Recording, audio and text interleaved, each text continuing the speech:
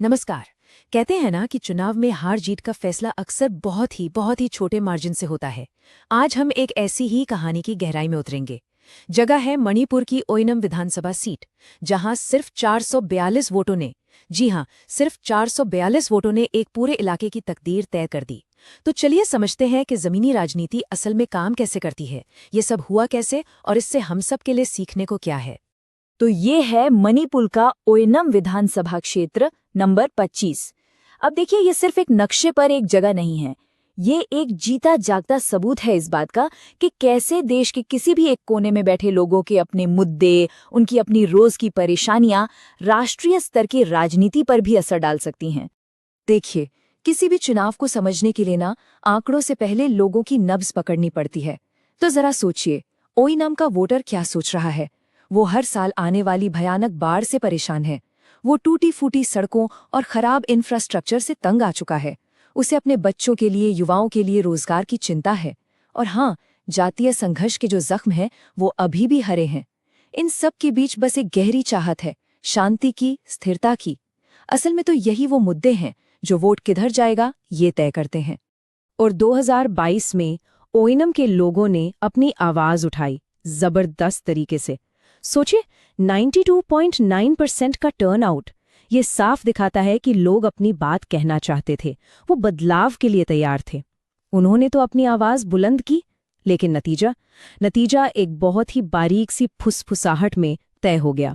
ये नंबर देखिए, 442, बस 28,000 से ज्यादा वोट पड़े और हार जीत का फैसला हुआ सिर्फ 442 वोटों से, मतलब 1.66%।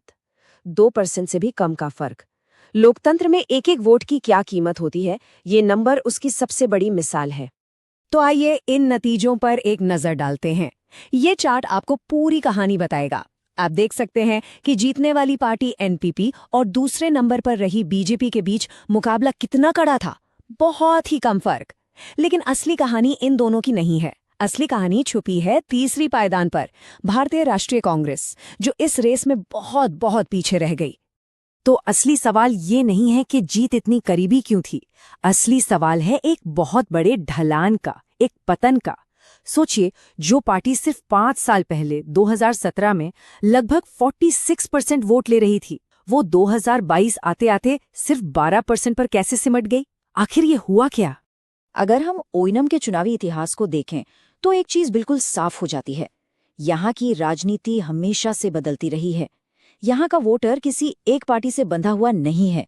वो बहुत समझदार है। वो उससे वोट देता है जो उसके असल मुद्दों की बात करे, जो उसकी समस्याओं को सुलझाने का दम रखता हो। और यहीं पर हमारे संविधान का वो मूल सिद्धांत सामने आता है, जो हर नागरिक को सम्मान के साथ अपनी बात रखने का हक देता है। और पार्टियों की भी ये जिम्मेदारी बनती है कि वो लोगों का भरोसा एक जिम्मेदार संवाद के जरिए ही जीतें। तो चलिए, अब इस चुनावी गिरावट के कारणों की चीरफाड़ करते हैं।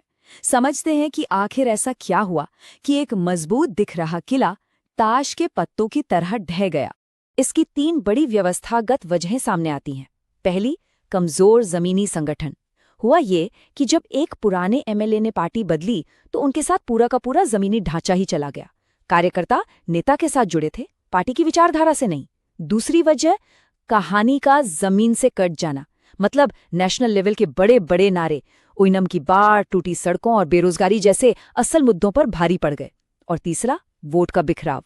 सरकार से नाराज तो थे लोग, लेकिन उनका वोट किसी एक मजबूत विकल्प को मिलने के बजाय कई छोटे छोटे उम्मीदवारों में बंट गया। इस पूरे विश्लेषण का सार एक लाइन में छिपा है।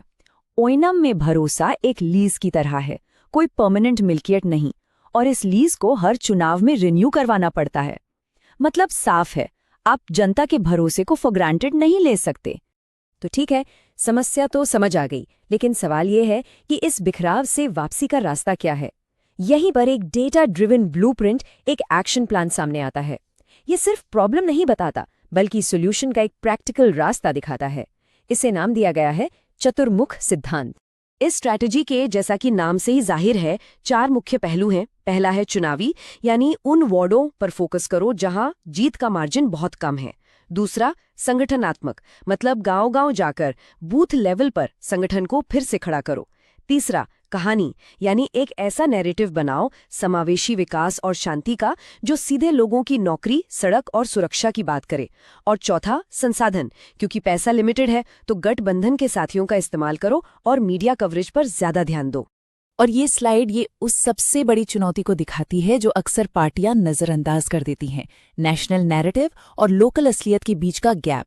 देखिए, जब आप देश में 5G लाने की बात कर रहे हों और ओइनम के लोगों को उस वक्त बाढ़ से बचने के लिए राहत कैंप चाहिए हों, तो मतलब साफ है आपका कनेक्शन टूट चुका है। एक कामयाब स्ट्रेटेजी इसी गैप को भरने का काम करती है। और इस पूरी रणनीति की बुनियाद है ये वोटर ग्रीवियंस हीट मैप। ये डेटा आपको साफ साफ दिखाता है कि लोगों के लिए क्या मायने रखता है। सड़कें और इंफ्रास्ट्रक्चर, नौकरी और रोजगार, और शांति और सुरक्षा, ये है टॉप 3 प्राथमिकताएं। कोई भी कामयाब ब्लूप्रिंट इन्हीं 3 चिंताओं को सबसे पहले एड्रेस करने के लिए बनाया जाना चाहिए। देखिए, चुनाव सिर्फ अंदरूनी ताकत से नहीं जीते जाते, आपको बाहरी माहौल को भी समझना होता है। और यहीं पर पेस्टल एनालिसिस काम आता है। ये political, economic, social, technological, environmental और लीगल, इन सभी ताकतों को स्कैन करता है। जैसे कि जातीय तनाव का माहौल कैसा है, व्हाट्सएप जैसे टूल का क्या असर हो रहा है, या फिर बाढ़ का खतरा कितना बड़ा है। और ये समझना जरूरी है कि जब भी इस तरह का डेटा इस्तेमाल हो तो भारत के डीपीडीपी कानून के तहत हर व्यक्ति की प्राइवेसी और उसकी सहमति का पूरा सम्मान किया जाना चाहिए। तो हम आखिर में किस नतीजे पर पहुंचे? बात सीधी सी है। आज के जमाने में चुनाव सिर्फ रैलियों के शोर और भाषणों से नहीं जीते जाते, वो जीते जाते हैं डेटा से, जमीनी संगठन की मजबूती से, और सबसे जरूरी स्थानीय हकीकत की गहरी समझ से।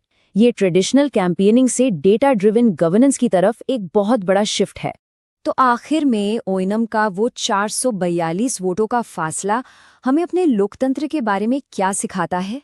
शायद यही कि 1 अरब से ज्यादा लोगों के इस देश में भी सबसे ताकतवर पॉलिटिकल टूल आज भी शायद वही है, अपने पड़ोसी की बात को ध्यान से सुनना, उसकी तकलीफ को समझना और उसके भरोसे को जीतना। अगर आप एक जन केंद्रित नेता बनना चाहते हैं और अपने निर्वाचन क्षेत्र का उत्थान करना चाहते हैं तो blueprintstrategies.ai से gmgr@blueprintstrategies.ai पर संपर्क करें या 0800 4020 41 602 पर कॉल करें। Purpose beyond politics.